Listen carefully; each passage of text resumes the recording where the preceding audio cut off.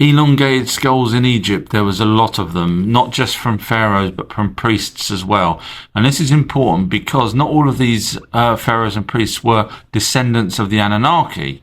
Some of them were not. So then we look back at ancient Sumerian times when Enki would choose a king or a priest for rulership by manipulating the DNA before the ruler was born. Now that sounds far-fetched, but now we can actually choose the sex. So imagine if we go one step further and not just choose the sex, but choose various other attributes. Now, just look at this dinosaur here with feathers for a moment. And now a while back, dinosaurs actually managed to find the DNA strand change, listen to this, scales into feathers. So if they can do that, what could the Anunnaki have done?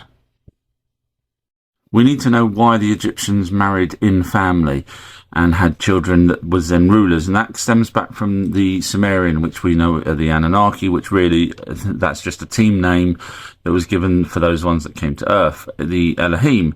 So the Elohim, the way they portray their lineage is if you marry someone, you can have a child with them. And if you was already due to be successor, then your child would be successor. But if your brother, for example, married his half stepsister and had a child, then that child would then take precedence over the other one. So it's a very complicated system, but that's what they had, and that's why there was a lot of inbreeding to try and deliberately keep their lineage going from their side, even though they may be brothers. And there was a lot of fighting.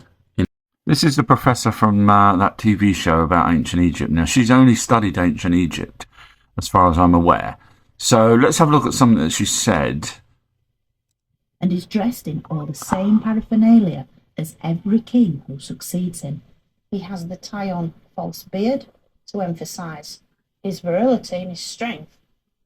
Okay, so that's all she said about that. But if you learn a little bit more than just ancient Egypt, you'll realise that the Anunnaki, who were in control of Egypt, have these beards. Now, these beards are definitely a status symbol, and the reason that I can definitely say that, not just a status symbol, but for other reasons that we don't actually know. But, for example, Cain and Abel, when Cain killed Abel, he was banished. But as he was banished, the god Enki, manipulated his DNA so he would not grow a beard. So he was banished beardless. The planet Nibiru is fake with the aliens on, seriously, Anunnaki on a planet, 3,600 year elliptical orbit, and we don't know about it. That's why it's obviously got to be fake, because there's no such thing. However, there is a planet called Sedna, and that's supposedly found in 2003 by NASA, and it's got an elliptical orbit, not of 3,600 years, apparently. It's got an 11,000-year orbit around our sun. So we do have another planet that NASA says.